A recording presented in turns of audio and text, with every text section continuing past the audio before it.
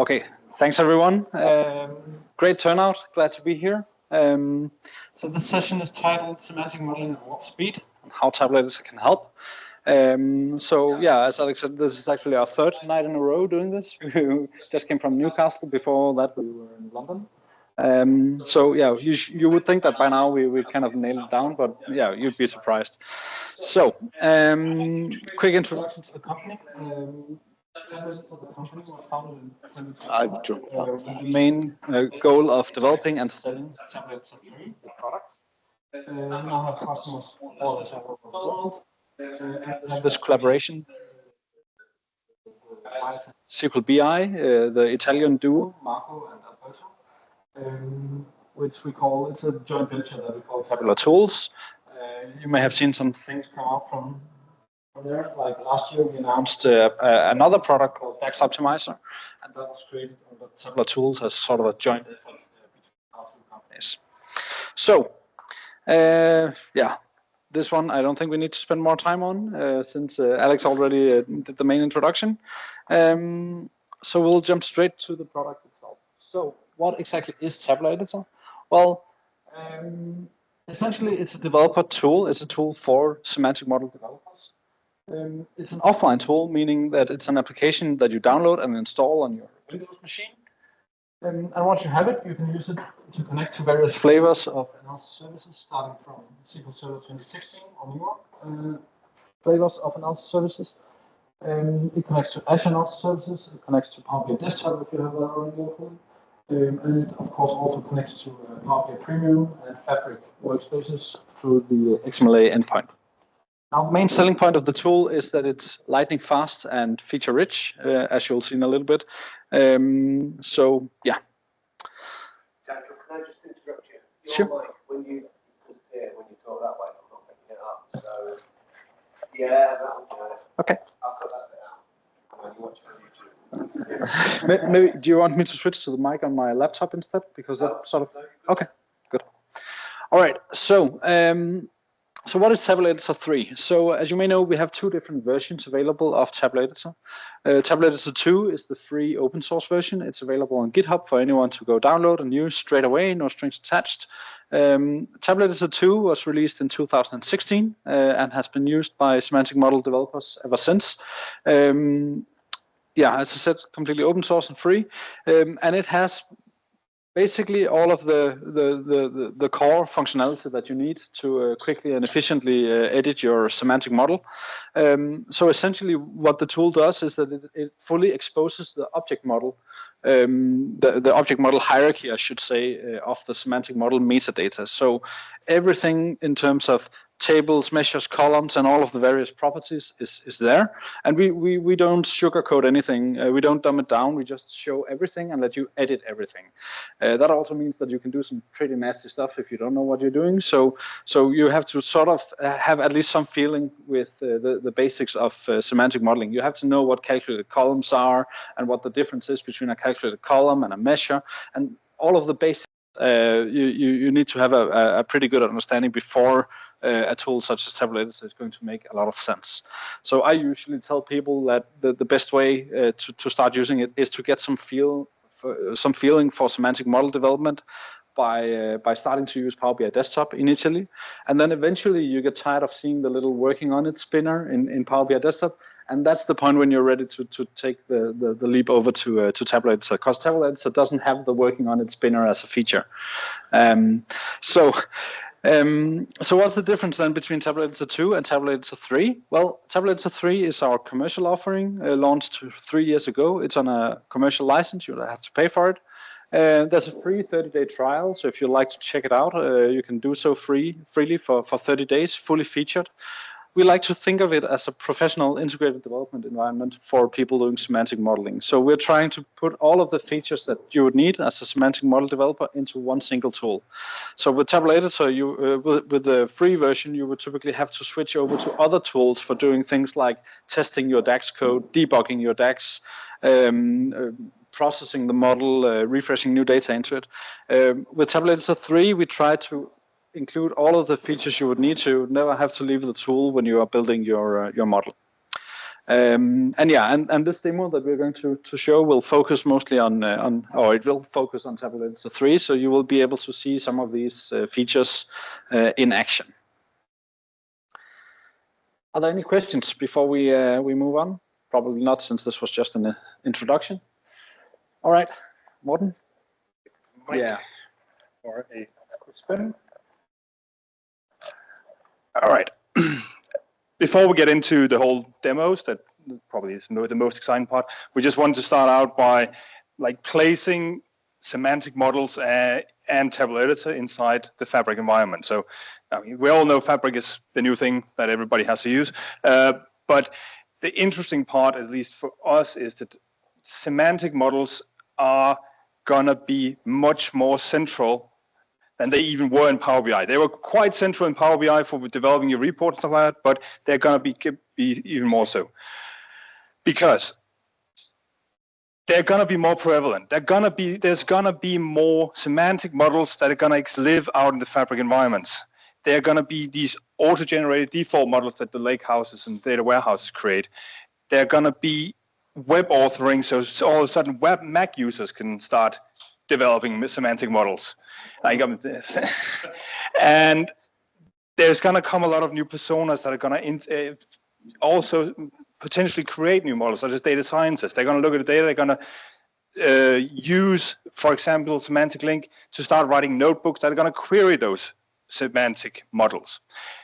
So there is going to be a lot more of these semantic models around in Fabric, more than they even were in Power BI. They're also going to be more complex. So there are going to be a lot of different flavors and new flavors. So there's going to be direct lake storage modes where we before had import, direct query. They're going to be, and because there's going to be more options to do. There's also going to be more for the developer, for the enterprise BI team to support. There's all of a sudden also going to be a lot of self-service users who think they're going to write DAX because ChatGPT tells them how to write DAX. And they're gonna be like, yeah, this works, and put it in, and then when it doesn't work, it doesn't show the result. They're gonna come to the people they think know it, and they're gonna be a need for more support and more complexity because they're asking rather complex questions. They're also going to just generally have more impact. So there's going to be more often, they're going to be more complex, but they're also going to be used in quite a lot of other places. So when we talk now, we can sort of like in the Power BI world, we had reports, paginated reports, Excel, metrics, whoever used those, but and composite models.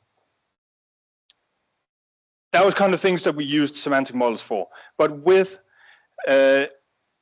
Fabric, you're going to start seeing, semantic link in notebooks. They're going to be used by these data scientists, and it's going to be even more important that these semantic models are tested, validated, and developed the right way. And there are even coming more features. So they've recently, Microsoft Advanced announced the metric sets that are also just going to use semantic models to incorporate into the Fabric environment. From our point of view, complexity requires proper tools to do it with, or good tools, robust tools. And Tabular Editor is such a tool that can help you work better with all these kind of models. And the thing about Tabular Editor, it doesn't really matter, as we saw in one of the previous slides, it can connect to anything. It can connect to your self-service Power BI desktop report, and you can use the features of Tabular Editor to handle the modeling there, or the enterprise BI model, or the departmental. It doesn't matter, because, and what Tabular Editor do is that it can help you develop these data models better and faster. And it does that through enhancing your productivity. So a lot of that has to do with just being able to work offline, not having that spinner, because that means that you're always connected to a live instance. We have some very strong autocomplete features, IntelliSense-like features for writing DAX, so you can do that faster. And especially if you go into start automating your development work using C# scripts, you can really start taking away a lot of the manual labor that you're doing in creating the same measures over and over, just in different flavors, for example. So that is some of the things that helps you enhance the productivity. It's also going to help you improve your data models by showing you when you make mistakes, when you have the errors in your DAX, or when your data tables aren't processed. You can scan for best practice issues, so you can put in best practice in the best practice analyzer, and it will tell you if you have made violations of common best practices.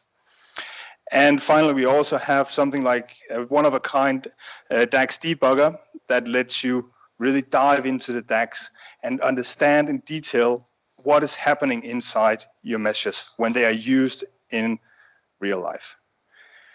Finally,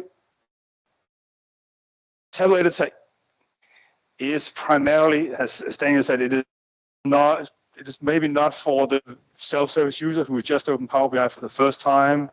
It is for the advanced business user and up into the enterprise. So there is a lot of things that you can do about developing enterprise models, scaling them, using them with, for example, automated testing in your CI/CD pipelines, making sure your best practices are being followed when you're pull requesting your models. So that is kind of like the chitty chatty part. Let's get into some demos. And the way we're going to do that is that we're going to do a little bit of scenario role playing, because we have a couple of friends with us. We have Bob over here. Bob is a BI developer in the Space Parts company. This is a company that sells and manufactures spaceship parts throughout the galaxy. There is also SIP, which is me. I am a business analyst, and I help translate the business into BI. So I'm also part of the BI department, but much more into the business part of it. And SIP and Bob are going to have a meeting because SIP really wants to start learning Tabular Editor. She heard a lot about it, but she has never seen it. She's never really used it. She opened it up once and was a little bit like, oh my God, what happens here? So Bob has kindly come over from the Iliad system in his space shuttle, and Bob and SIP are now going to have a little meeting about how to use Tabular Editor. Now, SIP has actually a lot of she already has a model that she has been working on for quite a while, and she has a lot of things that she wants to improve in it. So she's prepared herself a little agenda on her notepad with things that she wants to go into. And this is what we're going to go through. We're going to look at some of all of these things in the demo and in this role playing. And yeah, let's get started.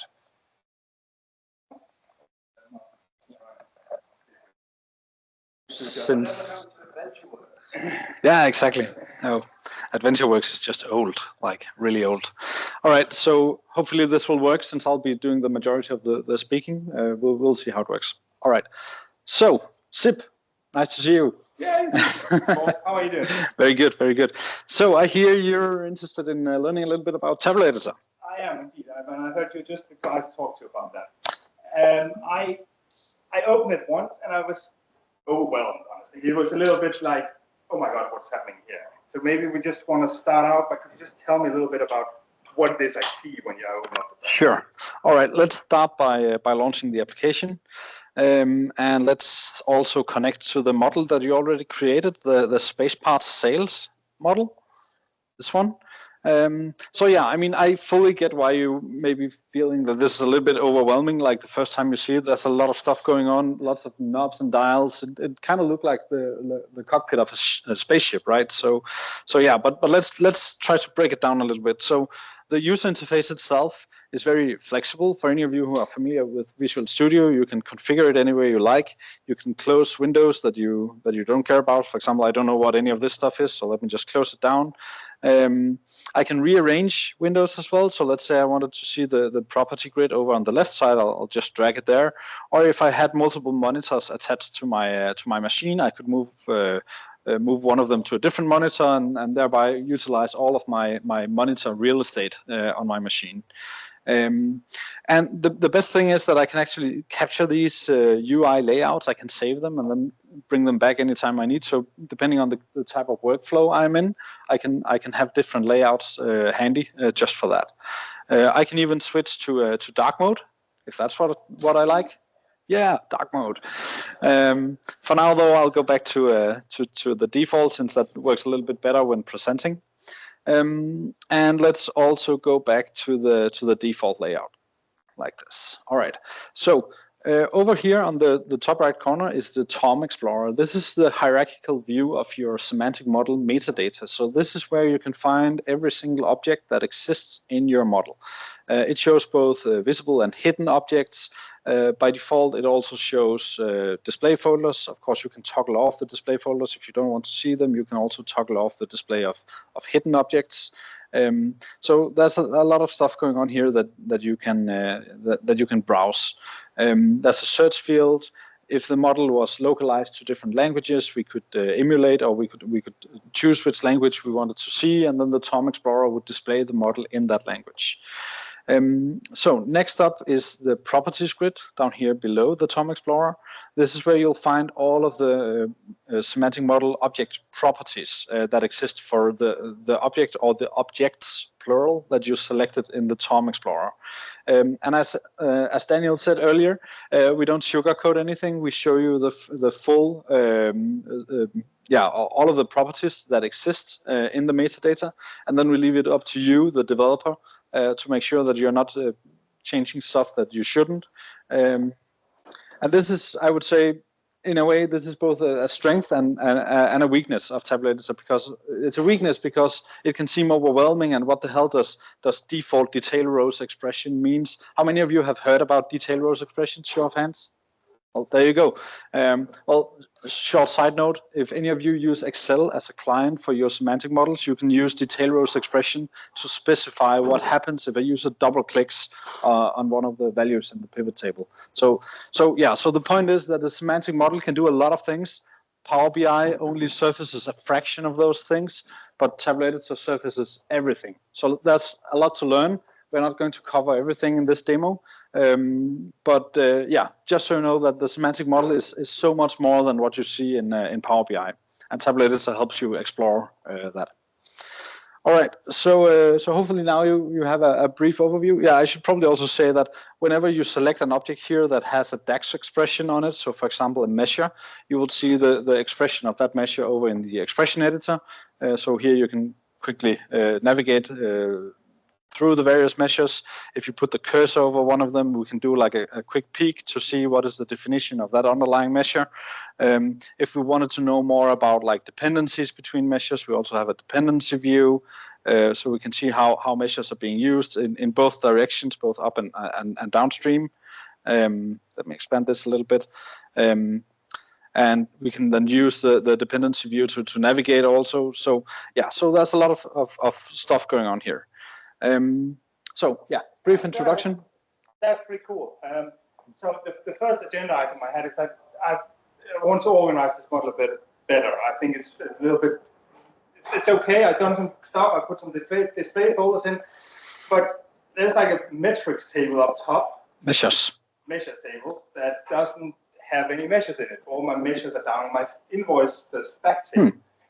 Could we just like easily move those up there so that they kind of get organized? So you're saying you want to move all of your measures from the invoices table to the measures table. Is that correct? All right. Yeah, we can certainly do that. So let's just get rid of the display folders, or at least the showing of the display folders, so we can see all of our measures in one go here. Let's hold down the shift button to do a multi-select.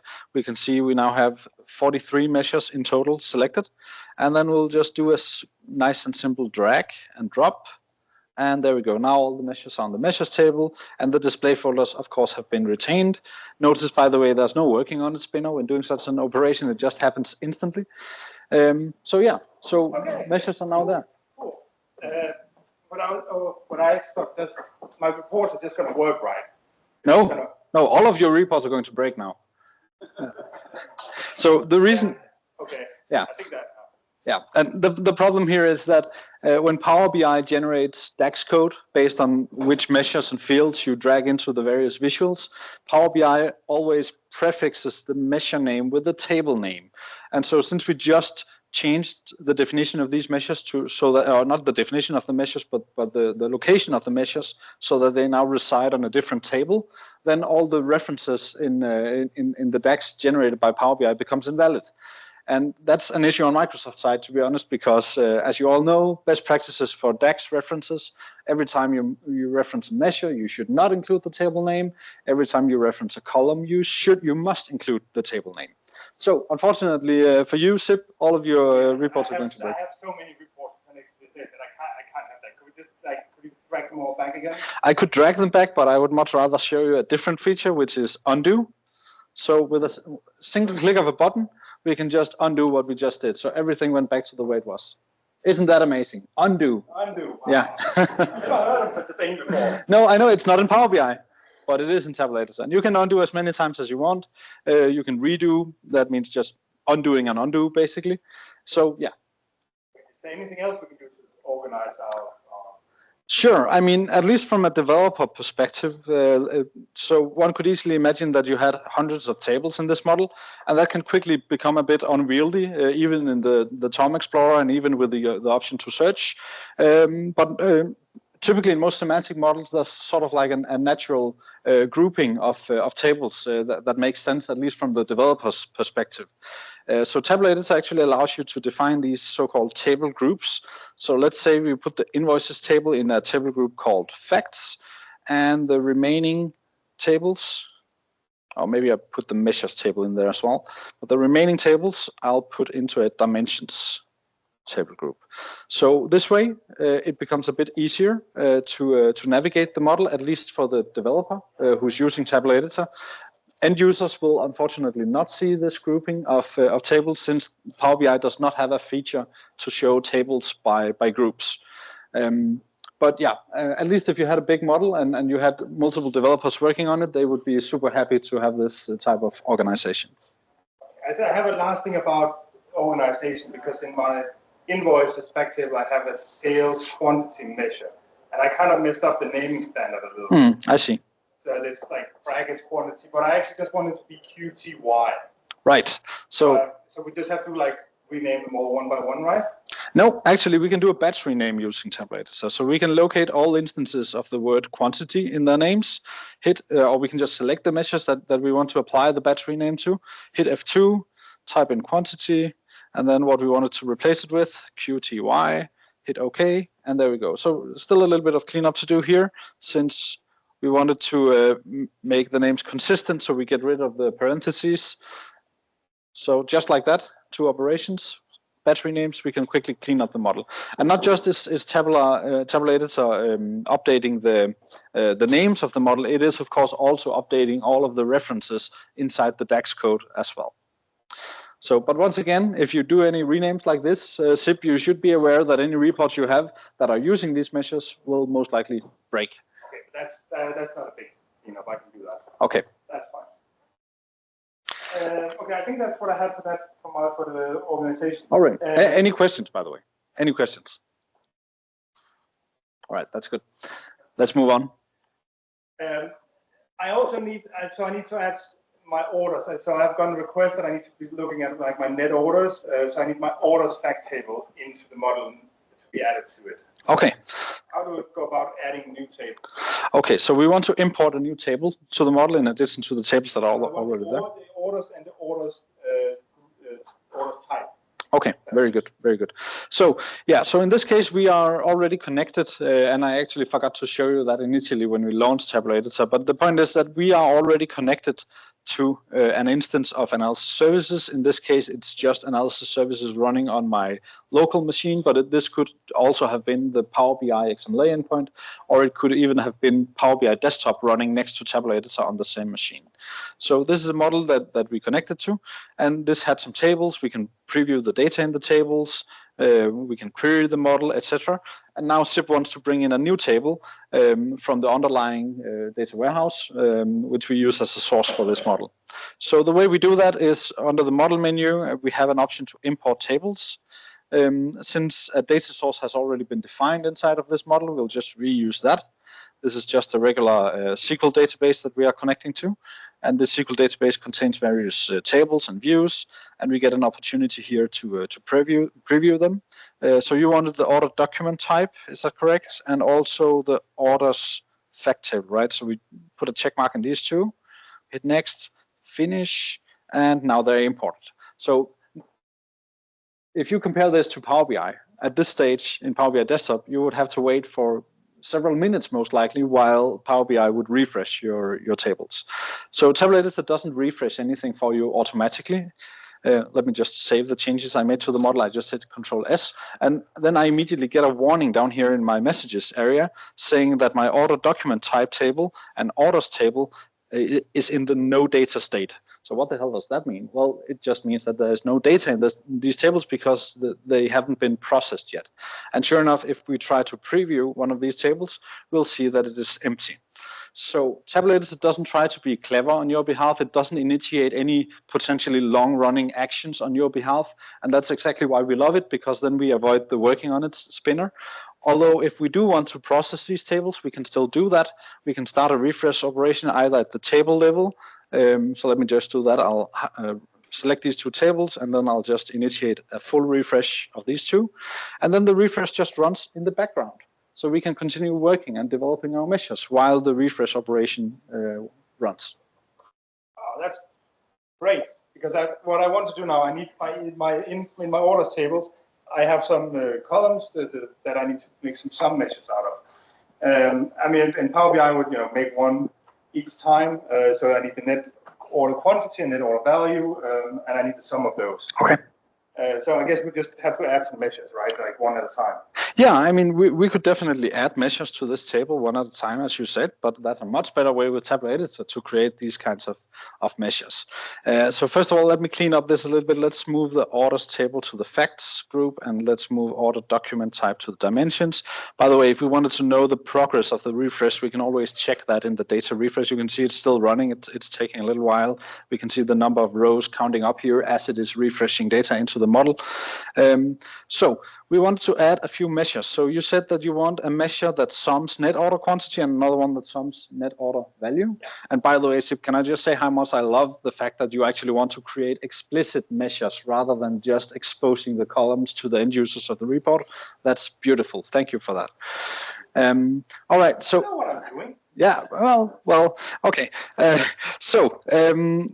I wanted to show you is that we can use a script to automatically create the measures for us. Since the measures are going to be similar, they're just going to sum the values of a column. We might as well just automate that process. And luckily, I already prepared a script in advance. So this is a C# script. And I saved this script as a macro, because once I save a script as a macro, it integrates into Tabular Editor's UI, making it super easy for me to reuse the script everywhere. So without going into too much detail about what the script is doing, let's just try to run it and see what happens. So I will select these two columns, and then I'll right-click, choose modeling, and then I have this folder structure based on the name of the macro. And what the macro I want to run is called create sum measures. So this is what we're going to do. So you can see immediately what happens is that the columns are now hidden. We can tell by the colors of the names being gray. And we have two new measures. And sure enough, these two measures contain the respective sum of the underlying column. So just like that, we could create two new measures, and you could easily extend this to tens or even hundreds of measures if that's what you needed to do. And by the way, we can still undo it if we made a mistake along the way. So don't be afraid to experiment with scripting in C#, because even if you make a bad mistake that deletes every single table of your model, you can just hit undo. The important thing is that you haven't hit the save button before you do so, because as soon as you hit the save button, you're actually pushing these changes back to the analysis services engine. And I wouldn't delete every table and then save it, because then I also lose my data in the analysis services instance. So that's how we create two sum measures. Okay, but I mean, I don't really know C#. All right, fair point. How do I get started on using those kind of things? Okay, very good point. Yeah, so I know that C# is obviously not for everyone. The good news is that on the Tabular Editor website or the documentation site, we have a library of many scripts that could be a good starting place if you want to learn to do this stuff. And by the way, scripting, C# scripting is also a feature of Tabular Editor too, so you wouldn't even need the paid version in order to benefit from this. But if you want to learn a little bit more how the scripts work, what the syntax is like, what you can do is you can create a new script in Tabular Editor 3, and then you can hit the little record button, because once Tabular Editor is recording, you can then make some changes to the model, and it'll generate the corresponding script for the changes that you make. So in this case, let's manually add a new measure to this table. Let's call this Manchester measure. And let's also set the DAX expression of this to something simple like 1 + 2. Let's add a display folder called tests. Let's add a description that says hello and a format string that says 0.0. So now I've made a few changes, and meanwhile, Tabular Editor generated the corresponding script for these changes, and then I could use that as a starting point. So let's say, for example, that I stop the recording. If I now run the script that was just generated, I get an identical copy of this measure, and you can see every time I run it, I get several more copies of this. Of course, if all I wanted to do was copy the measure, I could just as well have hit Control-C, Control-V. So let's do that by highlighting all 6 measures, Control-C, Control-V, and then instantly we get a ton of measures. Look how fun this is and how fast this is, right? It's amazing. Control-Z will just undo everything right back, and we'll be back where we started in a little bit. There we go. So, super powerful feature. If you want to learn about this stuff, it's very helpful. It'll get you started quite quickly. Okay, so what I usually like to do is to just check my measures when I've done that. So can we just like put in the net order quantity and like figure out what it is? Okay, you want to see what the actual value of it? Yeah, so just make sure that I've done it right. Okay. So yeah, sure, we can do that. Let me save the model one more time. So we have different ways of actually querying the model also inside of Tabular Editor. One of them is we can create a pivot grid, and the pivot grid, as you can see, is very similar to pivot tables in Excel. So in the pivot grid, we can just simply add. So we can find the measures that we need in the Tom Explorer, right-click, add to pivot grid, and then we see the values. Okay. Does this look right? It's fine, but what about like I need to go per month? Okay, yeah, sure. Let's find something like a month column in this model. Yeah, my order document type. Okay, order document type. Yeah, that's a good point. Order document type. Where is it? Oh, it's a group, right? Isn't it called group? Order document type group. So this guy. Let's add this to the. Oh, does this look right? That looks like that's the same number. Just right. Yeah. So what could be wrong here? So remember, we imported 2 new tables, orders and document type, but we didn't specify any relationships between these tables. Now, Power BI tries to be smart and automatically detects how tables are related to one another.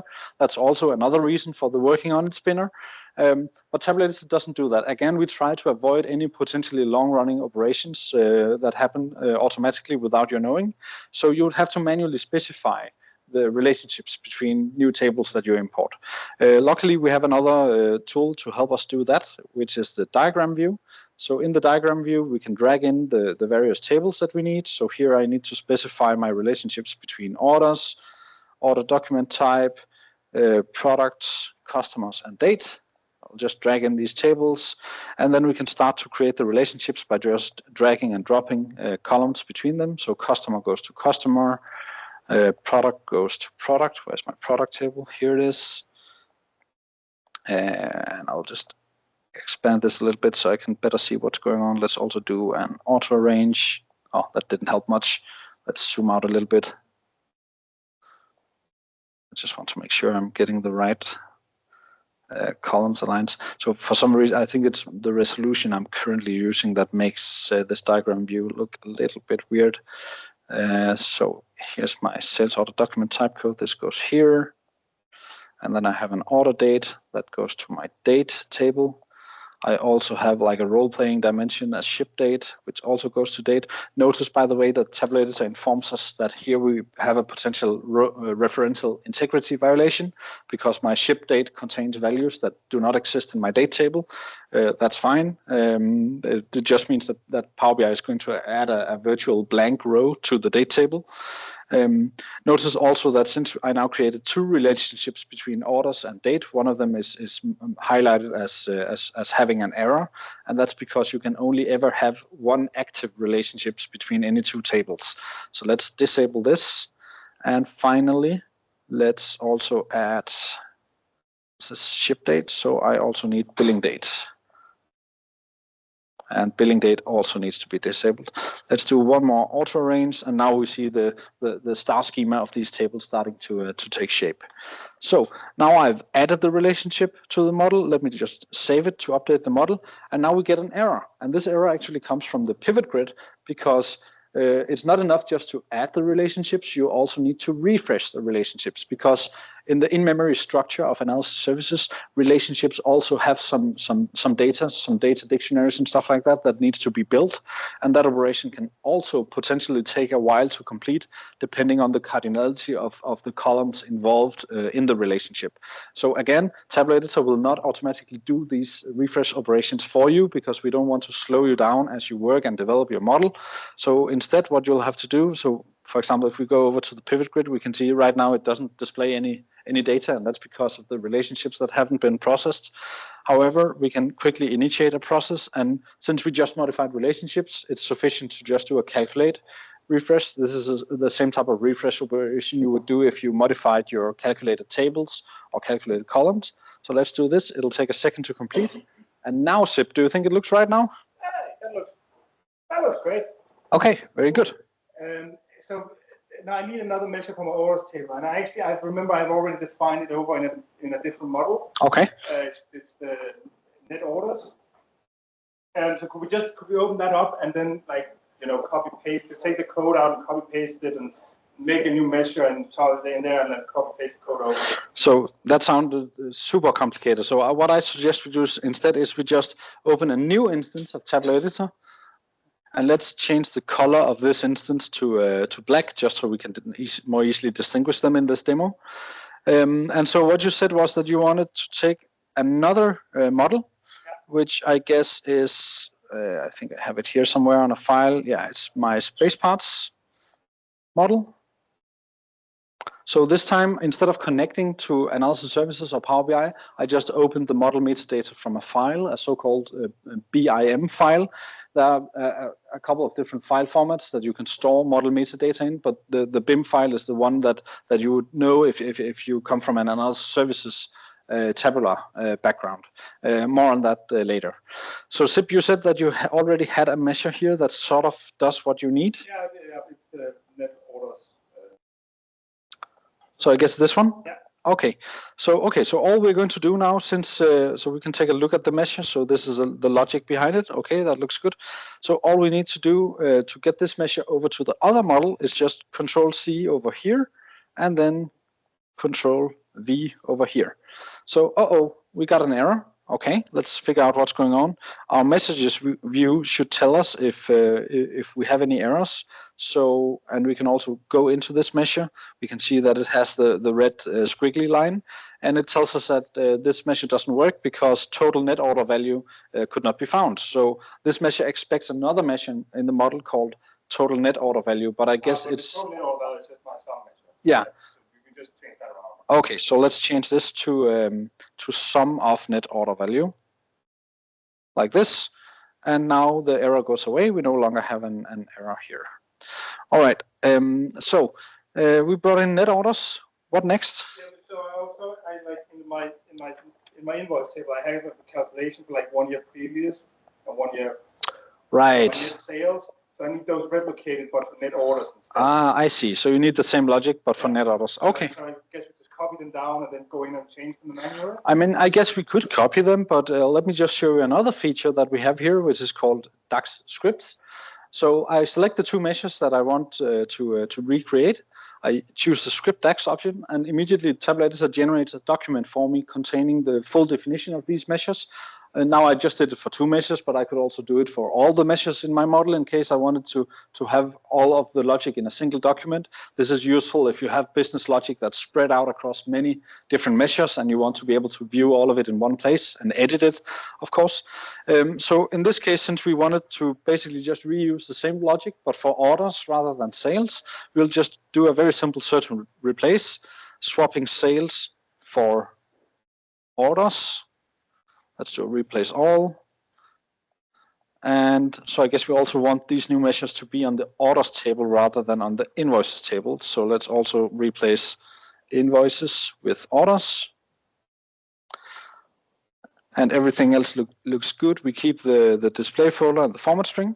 So all we now need to do is to apply this the script, and immediately the 2 new measures pops up down in the orders table. So this is another way to work with DAX and with creating objects is through this DAX scripting interface. If any of you are old enough to have been working with analysis services multidimensional like 20 years ago, you would know that there was a feature back then called MDX scripts. And this feature with DAX scripts and Tabular Editor was directly inspired by MDX scripts, which allowed us to do exactly the same thing. All right, all good?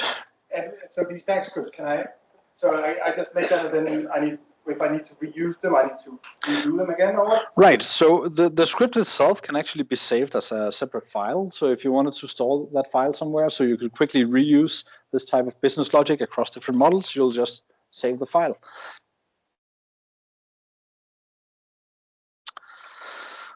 All right. So, I'm just going to take a little. Do you guys need a break? Yes, no, we got we have more demos. We have more demos. It's gonna keep going. We're gonna keep going. So do you need 5-minute break, or should we just 5-minute break? We'll take 5. We're back at 55. All right. So I think we'll jump straight back to the demos because we're going to fix some measures. We're gonna fix some measures. So Bob. Yesterday, one of his users called me up and said that my net sales and my gross sales are showing exactly the same thing, and I mean that just doesn't make sense to me. Can we just take a look at the DAX and compare them somehow? Yeah, sure. So one option is to just locate the 2 measures that you're talking about in the Tom Explorer, and then we can just switch between them to compare them. So this is gross sales, this is net sales. They do have different DAX code, I can see that, but you're saying that they return the same result? Exactly the same. I don't know actually. I haven't tested it because the guy just told me. But all right. Maybe we should actually try and figure out. Okay, sure. So we could use the pivot grid like we did before, but I would much rather show you a different feature, which is the DAX query. So here we can just write out any DAX query and then see the results. This is what you would previously use DAX Studio or even the new DAX query view in Power BI for. So let's start out by typing evaluate because every query starts with evaluate. And let's do a summarize columns. Let's do this by month. Oh, sorry. Yeah, I can zoom in. This. Okay. Let's do calendar year, month. Let's do net sales and gross sales. Notice how few keystrokes I actually had to type in order to get the full code I needed. The autocomplete did most of the work for me. And note that this autocomplete is not based on AI. It's actually just procedural logic based on the characters that you type, which means it actually works. So let's run this code, this query, and see what happens. So yeah, sure enough, it seems indeed well, except for a small rounding error, that we do indeed see the same values everywhere. So what could be wrong? I don't know. Could you go back to looking at we need to look at DAX? Could we right. Go back into the expression editor, we can hop back. Okay, let's instead of going into the expression editor, let's define these measures in the query so we see their full definitions right inside the query, because this also allows us to make changes to the code and then see what is the impact of those changes without actually changing the measures back over in the model. Actually, I remember I had a meeting with the salespeople recently. Let me just check my very fancy space notebook here. Yeah, no, I see. I have here this like the sales guy Alberto Lamborghini was like we need to exclude returns from our net sales. Okay. But then Alberto DAX was like, no, you need to exclude adjustments, and it just salespeople can never agree on anything. But then they were like decision postponed. I mean. Okay, let's just remove adjustment. That sounds right to me. Yeah. I mean, the returns I think should be in there. So adjustment, yeah, I think let's go with that. Okay. Yeah. They'll have to live with that. Sure. So we'll just modify our net sales measure directly in this query. Just because you have great tools doesn't mean you won't make very bad decisions. So in order to get rid of adjustments, we'll need to modify this measure so that we exclude adjustment as the invoice document type group, and then we can run the query again. And now we see that the numbers diverge. So I guess that this is now better, Sip? Yeah, I think that looks right. Okay, so if we believe this is the right thing to do, we'll just apply and save. So applying, first of all, means updating the measures in the model to match the definitions that we now have in the query. So that's the first step. And the next step is saving, not saving the query, but saving the model, because then we're pushing the updated definition of the measures back to the analysis services or Power BI instance. So now that we have this fixed, let's just recap shortly. We have this slide. So in general, the workflow when you want to modify your DAX, iterating on it if something is wrong, set the layout of Tabular Editor, remove the windows that you don't need to maximize the real estate on your screen. So you can, for example, view the full query on one window, view a diagram or maybe a table preview on different monitors. Then open the model, of course, navigate to the object that you need to work with. And then if it's something simple, like a simple single measure that you need to modify, you can just edit it right there then in the expression editor, save and deploy your changes. If it's something more complex, like what we just did, you can use a DAX query to iterate on the result, updating the measure definitions, hitting F5 to run the query again and view the actual results in the grid. And then eventually when you're done, you hit the apply button, you save the model, and then call it a day. Cool. I actually have another measure that can I just show you, because it's sure. a little bit Go ahead. hard to explain. So I'm just going to use this thing you used before, the pivot grid. And I am using the orders. I know it's my average sales for the last 4 weeks, and it doesn't show anything because I need my calendar month. That's not that one. That one. And because you can see, like the measure here, it looks quite fine, although like this average is a little bit over and up and down. It's fine. But like on the last month, it just kind of in June of this year, just kind of tilts off. And I mean that can't be right. It's an average for the last 4 weeks. There's something wrong here. I've been looking at the DAX and I can't figure it out. Are you sure it's not just the sales that has been going down? I think Alberto would have been calling about it. Okay. I think it's something else. I think that the sales is fine. Okay, let's examine what's going on here. So, show of hands, how many of you have written a DAX expression that didn't return the expected result in the first go? All right, yeah, everyone, including me. Yeah, happens all the time, right? So the problem is it's often very difficult to debug it and figure out what's going on, because you'd have to type a lot of code, commenting code in, commenting code out to truly examine and understand what is the DAX code actually doing. Well, Tabular Editor 3 has this amazing feature called the DAX Debugger. And do you know what a DAX Debugger is, Sip? I don't even know what a debugger is. Okay. DAX. Oh, okay, very, very good. All right, so just very briefly here, debuggers have been part of traditional software application development for several years. In fact, Visual Studio, the tool that was used to create Tabular Editor, has a debugger built in, and most other software development tools have debuggers. But for some reason, DAX has evaded debugging until now. So there hasn't been a debugger available for DAX. So some basic concepts that apply to debuggers. Typically, you have something called a call tree, which is a hierarchical visualization of all of your DAX code. In Tabular Editor, this helps you navigate the DAX expression and step into the area of the code that might be problematic. You have something called locals, which is a view of any like local variables or intermediate calculations in your code, so you can see how a final result is made up of its parts. Specifically for DAX, we have something called the evaluation context, which for those of you who are very familiar with DAX will know that this is saying something about which filter is currently impacting the calculation. And you could have both a row context and a filter context. So our DAX debugger has this information available and it shows it to you as you're debugging through your DAX expression. And finally, there's a watch window. So if you need to test something, so in the current filter context, you want to evaluate some expression to see what it returns, then we have the watch window. It's actually very similar to the locals window, except that it lets you type out any DAX expression and then that will be evaluated. So let's see how that works. So we'll switch back to Tabular Editor. We'll go into the cell that contains the value which we believe is wrong. Right-click, debug this value. And this then launches the debugger. As you see here, this is very similar to the DAX script or the query that we saw earlier, containing the full DAX code needed to come to the final result. And initially, it highlights just the daily average sales measure, because this is a measure that we were debugging into in our pivot grid.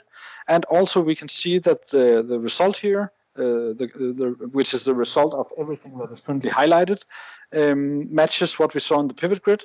And also the evaluation context over here shows us that we have a filter that is currently active. And this is the month of June, which is again the cell where we started the debugging operation. So if we toggle off the filter, we get a blank result over here. And this corresponds to the fact that down here in the grand total of the pivot, where there are no filters, we see a blank value. So this is consistent. And this is just a way to look at now. Of course, it's a bad example, but you could easily imagine a situation where you had multiple slices or filters affecting your calculation. And then it's quite handy to be able to toggle them on and off as you examine what's going on. So we can navigate through this expression either by using the call tree here. We can use the keyboard shortcuts for stepping back and forth and in and out of the DAX code. I prefer to use the keyboard shortcuts because it's faster once you get used to them. But you can also just click somewhere in the code and say, I want to go here. I want to see what would happen at this stage of the calculation. So result in this case is what the DAX calculation returns. But at this stage, we also have a few variables defined, and the locals view then lets us examine, okay, so what are the values of all of these variables? So to understand what's going on here with our calculation, we notice that the first thing that happens is that latest date is assigned to max date. Now max date, so we see the value here, it's the 30th of June. Today is the 27th. So maybe that gives us a clue to what could be going on. The next variable that is defined is latest 28 days. This one is a variable that contains not just a simple scalar value, but it's actually a table variable. And to view the full content, we can just click the zoom button here. So this is a list of dates, 28 days in total, going back from the 30th of June to the 3rd of June. Now, interestingly, when we go into the total line, so here where we are actually calculating net sales, you can see we're using calculate. Let's go back to this expression and let's step in. And let's see what happens to our evaluation context as we go in to evaluate net sales. You can see that now the outer filter that was generated by our pivot grid has been overridden. That's what the strikeout tells us here. And at the same time, a new filter context has been introduced based on the latest 28 days. We can also see that there's an implicit filter here that removes all other filters from the date table. This happens automatically every time you have a date table in your DAX code and you apply some filters to it. And all in all, this so the problem in this case is that our invoices table does not contain data all the way up to the 30th of June, which is what the calculation assumes. So if I wanted to know how much data I have, I can just type an expression into the watch editor here. So that would be something like I would need to look for my invoices billing date. And we can see that this one only has data up until the 23rd of June. So I believe that in order to fix this problem, we need some logic that deals with incomplete months, basically. So since we're in June, and June has 30 days, and we are taking the last 28 days of June, but we only have data up until the 23rd. So that explains why the calculation is returning a lower value. So that's the debugger. Naturally, it can help you figure out what's going on in even more complicated scenarios than this. It's a super efficient tool when you are facing DAX that doesn't return expected results. So yeah, by all means, make sure to download our trial and try it out for yourself. And the next time you hit a DAX issue. So yeah. Okay. That's pretty cool. So I could actually just take the expression you have there and that you figured out in that filter context for the max inward data and move that over into my calculation. Yeah, so that would be one way to solve this. So now that we have the expression, we can move that. So we need to edit, in this case, it's our daily average sales. So that measure. So we could try to replace it here. Let's do that, hit save, go back to our pivot grid. And oh, what do you know? Now the value has changed. So we no longer have this issue. Very cool.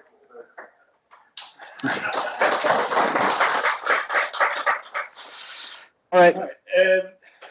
Have you heard of this planet called Earth? Sure, that's where everyone speaks Danish, right? Yeah, true. There was like, I remember reading in history, like there was this European Championship in football in 2024 where Denmark won. Right. And they just kind of decided now Danish was the language because they were just superior. Makes sense. The problem is that nobody there speaks intergalactic English anymore, so they don't understand our model. I see. So we kind of need to give them another language, but I don't want to change it all into Danish because then nobody else understands it. So what are we going to do? So semantic models have this feature that lets you add metadata translations. So in this case, let's just add a Danish language to this model. We could add as many different languages as we wanted to.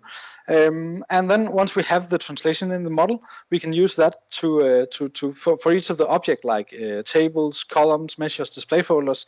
We can go through them all one by one and apply a translation. I don't want to do that.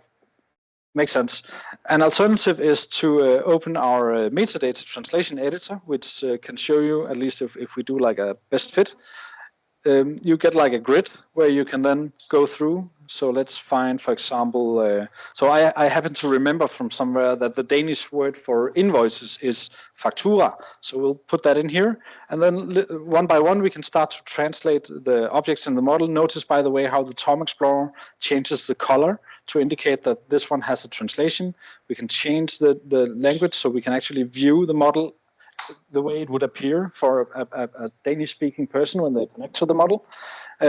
So yeah, we can go through them one by one, or we can use a little thing that was discovered back in 2022 called AI. So Tabular Editor does not have AI built in because Tabular Editor's creator really hates AI for some reason. But since a lot of people are asking for this, it's actually possible to do it anyway using a script. And so I actually did prepare a small macro here. The macro is called translate using ChatGPT. So let's open it. And I probably shouldn't show you this because this contains my OpenAI API key and everything, but never mind. So there's a script, 38 lines of code more or less, which automates the process of translating the model into different languages. So let's go back to our metadata translation editor. And let's translate a few measures of the model. So here is the untranslated measures. We can see right now there is no Danish translation except for the table name. So going over to the model. Actually, let's order these alphabetically so it'll match up. And yeah, so so here's my delivery margins. Let's try to translate these. So I'm not going to translate everything because the more objects I want to translate, the longer this takes, since I have to wait for the ChatGPT prompt to complete. So I'll just select a handful of them, right click. And since this script was already saved as a macro, I can run it the same way I ran the macro earlier in the demo. So translate using ChatGPT. Now it's generating the prompt for ChatGPT using the measures. It's sending that to ChatGPT, and look at this. Now we have our Danish mumbo jumbo here with with the Danish names. So naturally, we could extend this for the entire model. Of course, you could use your own Azure OpenAI instance if you have that, rather than using the public OpenAI. But yeah, here we go. Automatic translations. Oh, that's great. So I've been thinking, like, I know I've heard a lot about that, like people saying like that you should do things certain ways. And I don't really know if I'm doing that. Okay, so you're talking about best practices, right? That sounds like right. Yes, yeah, absolutely. So Tabular Editor has a best practice analyzer. The best practice analyzer exists in both Tabular Editor 2 and Tabular Editor 3, so that's also a good reason just to get the free version. Now, initially, when you launch Tabular Editor, there are no best practice rules defined, so you will have to either define your own rules for things like naming conventions that apply to your semantic models, or if you use a search engine online, there was this guy, again, back on Earth, Michael Kowalski from, I don't think you need to put his name here, actually. You can just search for best practice rules Power BI. Michael Kowalski worked at the Microsoft Fabric CAD team, and he created a ton of these best practice rules to use with Tabular Editor. He's American though, so that's crazy things like formatting dates with like month first, and then day, and then year. So don't mind that. But even though most of the rules are still very sensible and are a good place to start. So we'll just go to the GitHub repository that he provided and download or copy the link for these rules. Then we'll go to Tabular Editor. We have an option here to manage our BPA rules where we could create them one by one, or we could add a collection of rules, in this case from a URL. I'll paste it in here. And here we go. Now we've loaded all of these rules into Tabular Editor. So let's hit OK and see what happens. And immediately Tabular Editor lets us know that we have, wow, 358 issues. Sip, come on, I expected more from you than this. It's okay, no worries. We can quickly fix these issues. Many of the best practice rules only considers single properties, like this in this case, for example. It's a best practice that we never summarize numeric columns. So for example, on a date dimension, you could have things like the calendar month or the calendar year, which are all just integer numbers. You don't want these numbers to be summarized or aggregated when users drag them into a visual. But luckily, there's a property that we can set on each column to indicate to Power BI that it shouldn't summarize the value. It should only use it for slicing or filtering. That property can be set through Tabular Editor. It's called, I need to navigate to this column. Here we go. The property is called summarize by. When it's set to default, it allows Power BI to summarize the value, and we actually need to set it to none. Oh, I think I just crashed the application. Yeah, sorry about that. I don't. This happened yesterday evening as well when we were demoing this. Don't know why. Yeah. I think it's something to do with the ChatGPT script. It's AI's fault. All right, so let's try one more time. Let me switch back to light mode here. Let's try to load these best practice rules one more time. Here we go. And yeah, as I said, we could go through these one by one, setting the summarize by property to none, or we could have Tabular Editor generate a fix script or even apply the fix immediately. So generating a fix script, it shows us the C# script that would be needed to fix this problem. In this case, setting summarize by to none for each of the columns that I just selected. So let's run the script.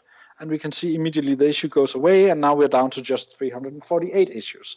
So at least for some of these best practice rules, it's just a one-liner to fix the issue, and in that case, Tabular Editor can generate the code that you need for that. Some of them can be more complicated, so things like naming conventions, where it's not necessarily clear what the actual name should be. They will have a little more work to fix that, of course.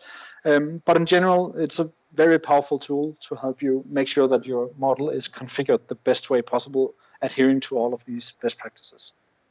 Oh, sorry, Bob, I'm just getting a phone call. Hello? Fabric, you say. Okay, and we must use it right now. Okay, yeah. Oh. Bye. I'm sorry, Bob, but that was our CTO, Daniel Otter, who he just came back from the FabCon conference in Las Vegas. I think that was like months ago. I don't know what he's been doing over there. But I mean, he's like we must use Fabric right now. It has to be in there. Like, what can we like do something so we can like take that off and we get them off our backs? We can create a direct lake model. Yeah, okay, let's do Okay, that. let's create a direct lake model. So direct lake is this fancy new technology coming out of Fabric, which is so yeah. Let's just switch over to the slides for a little bit to explain it a bit further. Actually, we don't have a slide that actually explains it very well. I don't know if this explains it very well, but what I want to say about direct lake is this is sort of the new kid on the block. As you know, semantic models before Fabric were either import mode or direct query mode. Import has the advantage that it's lightning fast once the data is loaded because this is in-memory technology. But the problem is that you still need to schedule refreshes on a regular basis, and the refreshes themselves could take a while to complete. So it's not easy to create like near real-time scenarios, and you could also be limited to due to the amount of memory you have available if you have very large amounts of data. Now the alternative to that was direct query, in which no data is loaded into the semantic model. Instead, the semantic model just translates on the fly any query that comes in to a corresponding SQL query, which is then sent towards the underlying data warehouse, and then the data is ultimately returned to the user. Now, this has the advantage of you don't need to schedule any refreshes. It's near real time, but the downside of that is that direct query can be slow, or at least it depends on the performance of your underlying data warehouse.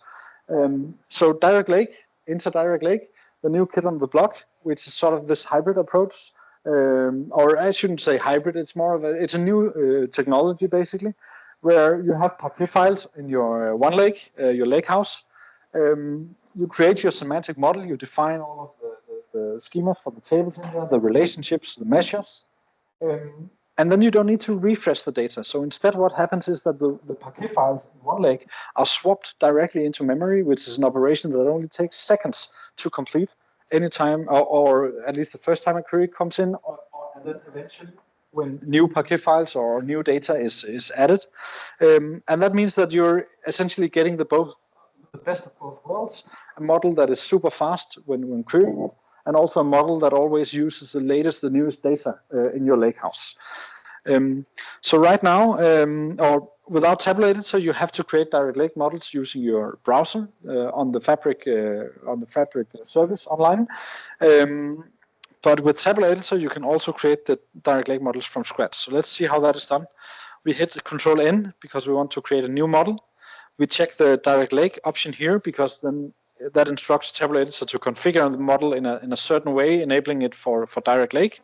And then we also use a workspace database because that means Tabular Editor immediately connects and creates a database in the Power BI service. So I'm sorry if I use the words database and semantic model interchangeably. It means the same thing in this context. Database, dataset, semantic model, tabular model, it's all the same thing. Really, it's Microsoft who should apologize because they are the ones who keep changing the names. So we connect to the Fabric Power BI XML endpoint. I'll just borrow Daniel's credentials for connecting. I'm sure he won't mind. And then we create the new database. We don't want to save the existing one. So this will take a few seconds for the new semantic model to be created in the Fabric workspace that I just connected to. Once it's ready, which should be any second now, we just have an empty model. There are no tables, nothing in there. We can go to the Fabric service to actually view this semantic model, although right now, as I said, it is empty. Let's see here, space parts go. And we can see that one of these workspace databases that we created was just created just now, a minute ago. And that's the semantic model we just created from inside Tabular Editor. Now, if we want to add some tables to this model, which we do, otherwise it's a pretty boring model, we use the import table wizard yet again, hit next, and then we have just one option in this case. Since it's a direct lake model, it has to source its data from one lake. We need an SQL endpoint to connect to, and this is the SQL endpoint of your lakehouse. So you'll see your lakehouse will have a SQL Analytics endpoint. Here you go in, and I'm not going to favorite it, but I'm going to copy the SQL connection string, copy that, bring it over to Tabular Editor, And then we'll just see if I can connect to the SQL endpoint as well. Once again, I'll just take Daniel's credentials. It's fine. And now Tabular Editor is trying to connect to the SQL endpoint. And that seems to work. We'll just use this lakehouse. Once again, we can see all of the tables and the views in the lakehouse. We'll just pick a few of them for this demo. Orders, products, and hit next, finish. And so now we have imported the schema, so just the metadata for these tables with all of their columns. Notice that we haven't done any refresh yet. Let me just save the model. So since this is the first time I'm saving this model, Tabular Editor is also asking me to save the model metadata locally on my machine. And that's when we have these different file formats available that I talked about earlier. Timtal is the newest file format, which is a human-friendly, readable file format. It's just text files basically being stored. Very well suited for version control integration if you're into that. So we save that as a Timtal. Let's just call this, let's create a new folder here called Manchester demo. We save the model here. And now the model has been saved both as metadata on my local machine, but also updated with these tables in the Fabric service. I'm getting a few warnings here that there's no data, and you'll think, yeah, you need to process the data, but this is a direct lake model, so we don't actually need to process it. The moment we query this model, so either by previewing the data or by opening a pivot grid or running a DAX query, the data will get automatically populated from the Parquet files in the OneLake notebook. So the first time the cache is cold, as they say, so it'll take a few seconds for it to warm up. But then, eventually, we should be seeing some data. Please, come on. Here we go. So this is, I believe the orders table is like a 16 million row table in OneLake. And in fact, let's just test that now. We can just do a simple evaluate, count rows. Oh, we'll have to do it like this. Count rows, orders. And the query is running, and yeah, sure enough, almost 17 million rows of data without doing any kind of refresh, but still getting the same in-memory performance as we would have in import mode. So that's Direct Lake for you. So now hopefully our CEO is happy with Fabric. Yes. Yeah. So I guess that's it for the demos. Yeah. Lastly, before we close up, just want to highlight Tabular Editor Learn. Which is our free interactive learning platform. You really love these animations, don't you? There's a ton of content there. It says 25 hours on the slide. In reality, it's probably more like 50. I don't know. That's a lot of content, really good quality content to master every aspect of Tabular Editor, but also to learn how to create better data models faster, learning about best practices, things like incremental refresh, object level security, all of that stuff. It's all completely free. You just need to sign up with an email address, no credit card, no spam, anything like that. So yeah, definitely check that out. All right, so the training. Yes, absolutely. So yeah. Yes. So Johnny asked whether this content is, and we collaborated with Kurt Buehler, who's also known as the Data Goblins guy. He creates amazing content online, and he created most of the content for this training material. And there's also a free exam at the end, but although I should warn you, it's pretty tough. Yeah, we actually had complaints from people saying that it's too difficult. I would say, well, some people have passed it, myself not included. So yeah. So I mean, if you pass it, it's something to be proud of. It's really an achievement. So yeah, that's that as well.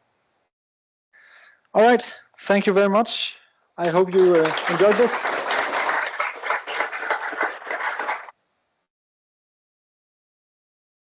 I guess it's time for, we can take some questions, and then I guess it's also pizza time soon.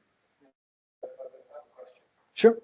Do you have I've had a quick look on your website, but I can't see anywhere which differentiates between Tabular Editor 2 and Tabular Editor 3. Maybe it's my lack of website. Yeah, admittedly, our website is probably not, well, it has some room for improvements, but on the docs side, our documentation side, which is docs.tabulaeditor.com, on the very first page, there's like a side-by-side comparison of the two. So it shows which additional features you have in C3. Yeah. Any other questions? Yeah. How much is it?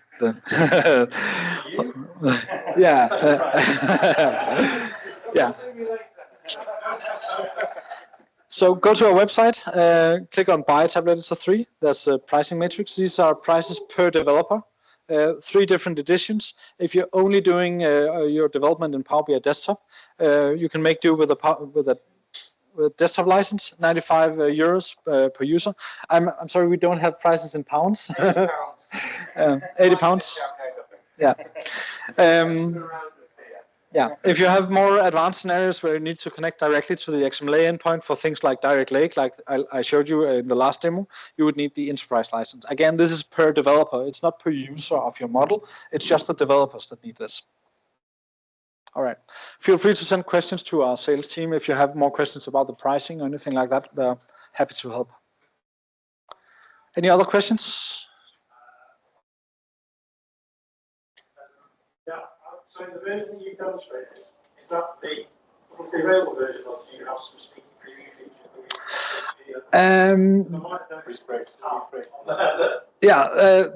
I think that. Sorry. Yeah. Johnny asked whether this is a sneaky preview version of the tool that we demoed that has some additional features that are not in the public version. There was just one minor thing actually.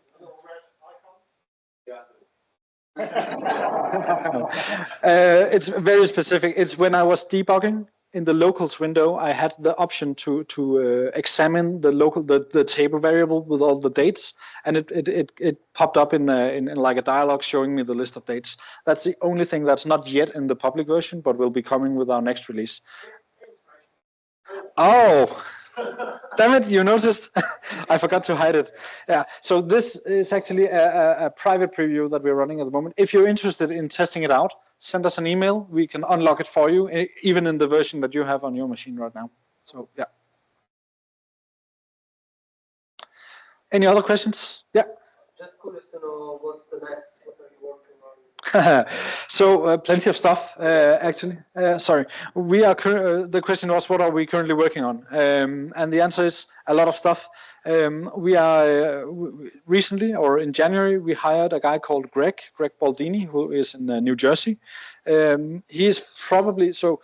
I mean, he knows as much as about DAX and everything as Marco and Alberto from Italy, but he's also very, very fond of Power Query. How many of you are using Power Query, like M editing? Yeah, very good. So right now in Tabular Editor, Power Query is let me switch to the other model, because right now the Power Query experience in Tabular Editor is admittedly not the best. You can edit your Power Query expressions, but it's just like a text editor. There's no IntelliSense or anything like that, or autocomplete to help you as you're typing the code. So this leaves some room for improvement. But that is actually what Greg is working on. And our ambition is to create a Power Query code editor which blows the competition out of the water. Something that is much, much, much better than anything you'll see in Power BI today. So, yeah. No, the bar is very low. That's true. Go ahead.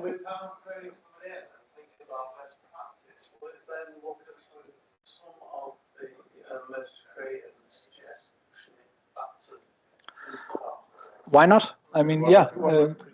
Yeah. So the question was whether with the best practices we can look at the Power Query expressions in the model. And in fact, you can already do that today. And for example, detect if you're doing a lot of needless transformations in your Power Query when you're loading the model, then a good suggestion could be to push that back to your ETL workload. Or even measures yeah, absolutely. So yeah, the best practice analyzer is fully configurable. It can look at any aspect of the model metadata, including Power Query expressions. Yeah.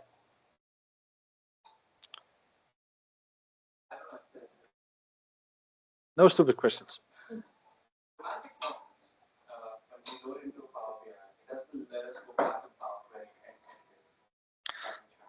Semantic models, when we load them into Power BI, it doesn't let us go back and edit the Power Query. I'm not sure about that. Inside the if it's a thin report. Oh. Right. So the problem. So the problem with live connection is that you don't really have a model. You just have a report, and that and then Power BI allows you to add measures to that report. So unfortunately, today we don't have any tools that allow us to go into the live connected reports and pick up the measures in order to push them back to the underlying semantic model. However, that is about to change because Microsoft recently announced that they're opening up the report metadata format. So everything we've talked about in this session has been around the semantic model metadata. Tabular Editor cannot be used to edit the report metadata, so the metadata files that make up all of your visuals and your slices on your pages and your report, including report level measures like the ones you mentioned. However, since Microsoft, because so far that has been a proprietary format, the PBIX file format, that's where all of this resided, but they are now opening that up. They've announced a new format called PBIR, Power BI report format, which where they're basically inviting people to go and start doing programmatic edits to the report metadata. And the report metadata includes the definition of the report level measures. So that means we now have a path to actually go in and find the definition of the report level measures in order to remove them from the report and push them back to the underlying model. I'm not aware of a tool that does just that yet, but my expectation would be that we are going to see that very soon, since now we have actually the means to do it. Okay, is it time for pizza?